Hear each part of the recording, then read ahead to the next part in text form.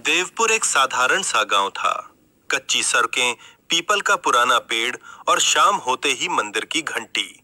दिन में यह गांव बिल्कुल आम लगता था, लेकिन रात पड़ते ही यहाँ की हवा बदल जाती थी। लोग जल्दी अपने घरों में बंद हो जाते थे। कुत्ते बिना वजह रोने लगते थे। गांव के आखिरी सिरे पर खड़ी एक पुरानी हवेली अंधेरे में और भी साफ दिखाई देने लगती थी। गांव वाले कहते थे कि वो हवेली रात में जागती है। कहा जाता था कि जो भी उस हवेली में गया वो लौटकर तो आया, लेकिन पहले जैसा कभी नहीं रहा। एक बरसाती रात शहर से आया एक आदमी देवपुर पहुंचा। उसका नाम आरव था।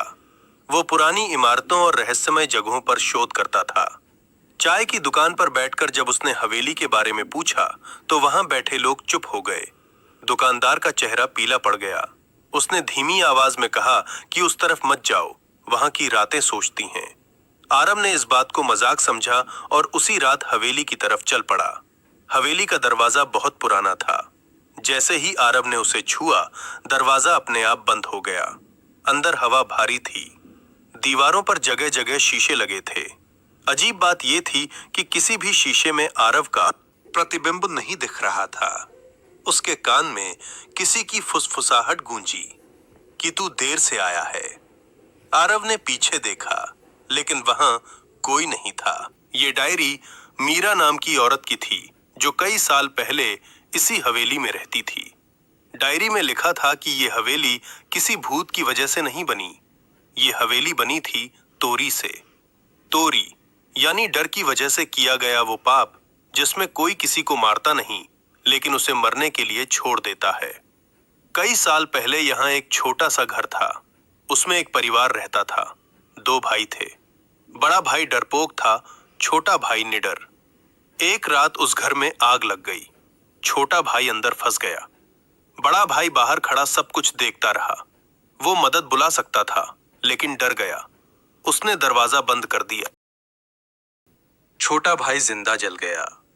उसी रात घर ने याद रखना शुरू किया और धीरे धीरे वही घर हवेली बन गया। हवेली उन लोगों को बुलाने लगी जिनके अंदर वही डर था। हवेली का सबसे भयानक हिस्सा बना शीशे वाला कमरा। उस कमरे के शीशे भूत नहीं दिखाते थे, वे इंसान के भीतर छुपा गुनाह दिखाते थे। आरव जब शीशे के सामने खड़ा हुआ तो उसने अपना बचपन देखा। वही आग, वही रात और उसका छोटा भाई। अब आरव समझ चुका था कि वो वही बड़ा भाई है जिसने डर की वजह से अपने भाई को मरने दिया था।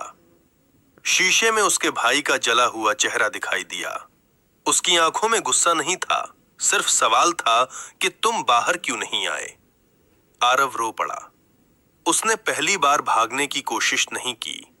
उसने सब स्वीकार किया, अपना डर, अपनी गलती, अपना गुनाह।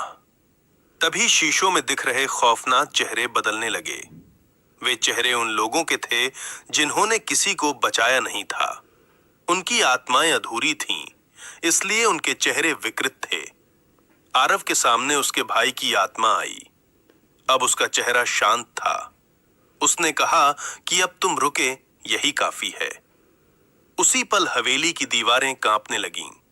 शीशे टूटने लगे, लेकिन इस बार कांच नहीं, क्योंकि आखिरी सिरे पर हवेली नहीं थी। वहां सिर्फ खुला मैदान था और हवा में अजीब सा सुकून। आरव भी वहां नहीं था। गांव वाले कहते हैं कि आज भी जब कोई डर की वजह से सच छुपाता है, तो हवा में एक आवाज आती है कि भागो मत, वरना देर हो जाएगी। क्योंकि आग से ज्यादा खतरनाक होता है डर, जो किसी को मरने के लिए छोड़ दे।